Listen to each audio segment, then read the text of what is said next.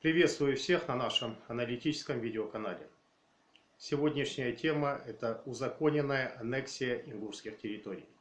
Я хотел бы вам зачитать один текст, архивный документ, который имеет место быть. С момента незаконного присоединения пригородного района ЧССР к Северной Осетии в 1944 году с районом происходят различные административно-территориальные изменения, которые призваны так или иначе осложнить возвращение отторгнутой территории согласно закону о реабилитации репрессированных народов к Республике Ингушетия. Одним из таких примеров является включение ингушских сел, ранее входивших в пригородный район. Посмотрите фрагмент карты, и вы увидите, о чем я говорю, вы поймете. В черту города Владикавказ. Это населенные пункты Балта, Редант, Длинная долина, Терк, Чернореченская, Эзми.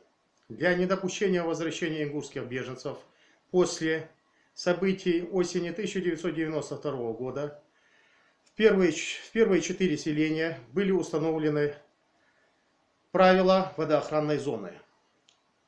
Как видится, данные ухищрения имеют две цели. Это отсрочить возвращение ингушей в населенные пункты, через которые проходит военно-грузинская дорога. Второе. Постраховаться на случай, если закон о реабилитации репрессированных народов все-таки будет исполнен. Потому что на город Владикавказ его действие не распространяется.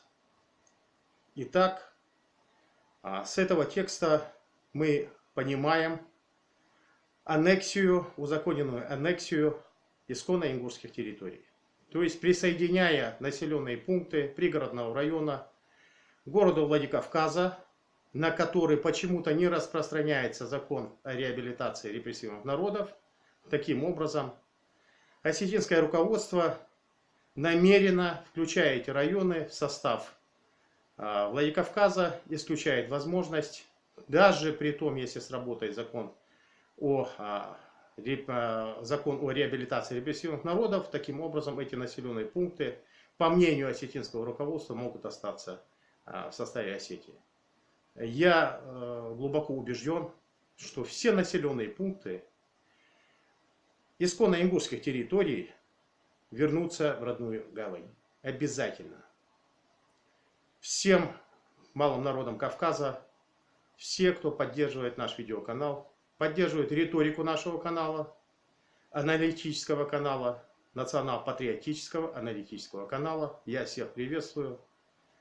Спасибо за вашу поддержку. До встречи. До свидания.